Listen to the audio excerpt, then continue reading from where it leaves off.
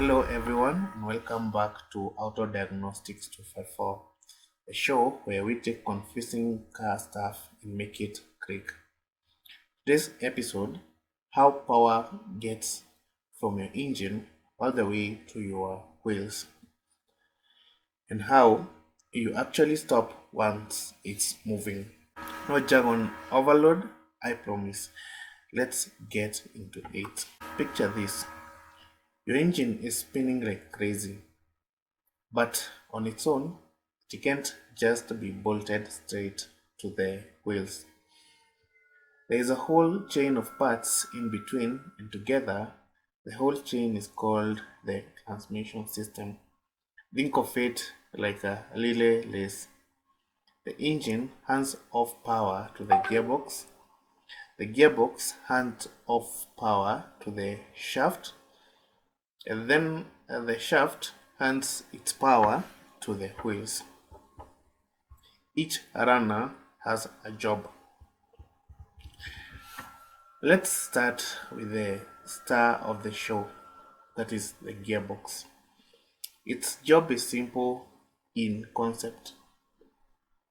Match the engine's speed to how fast you can actually want it to go, and boost the engine's twisting force, called torque, when you need it.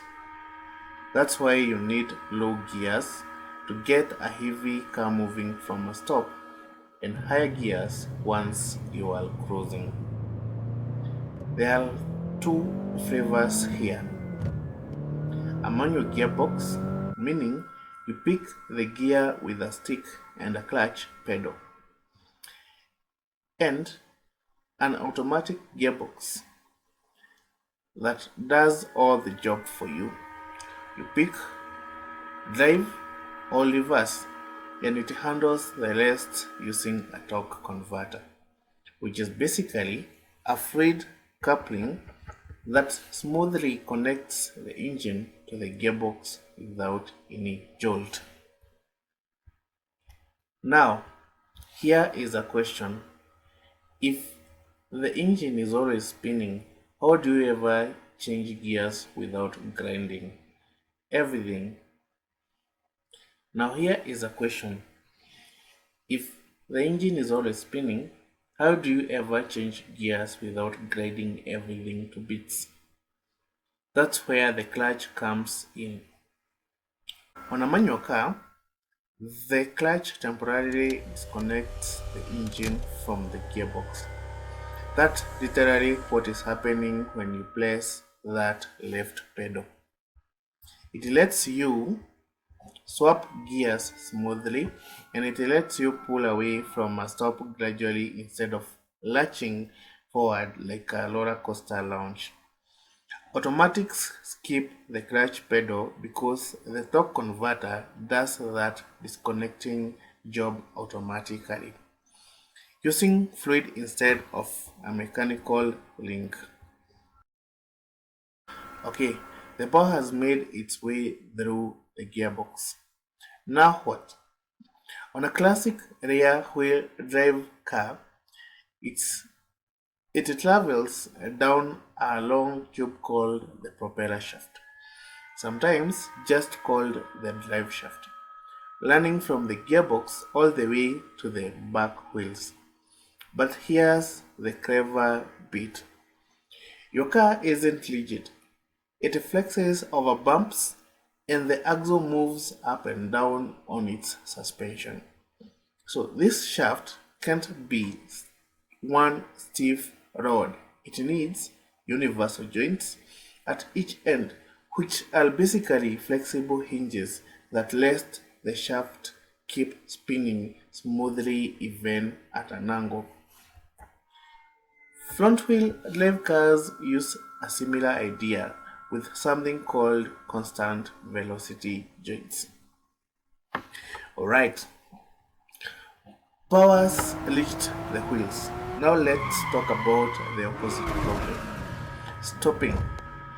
Every car needs brakes, and there are two main types you'll hear about: the disc brake and the drum brake. A disc brake is exactly what it should sound like. A metal disc spinning with the wheel, squeezed from both sides by friction pads whenever you hit the brake pedal. It's kind of like pinching a spinning bicycle wheels between your fingers. Discs are great because they are exposed to open air, so they cool down fast, which matters a lot for repeated hard braking. Drum brakes works differently. Instead of squeezing a disc, curved shoes push outward against the inside of a spinning drum. They don't cool as well, but they need way less force to work effectively, which is exactly why you'll almost always find drum brakes used for the hand brake, because a hand lever just can't push as hard as your foot can. Now here's the last stop. What holds all this together? That is the chassis. Old school vehicles, still many trucks today, use a separate steel frame, like a ladder, with the body sitting on top of it. But since the 1950s, most regular cars have used something smarter, unitary or monocoque construction. Instead of a separate frame, the body itself is the structural skeleton, with the engine, suspension, and transmission all bolted directly into it. It's lighter, with a big win for fuel efficiency and handling.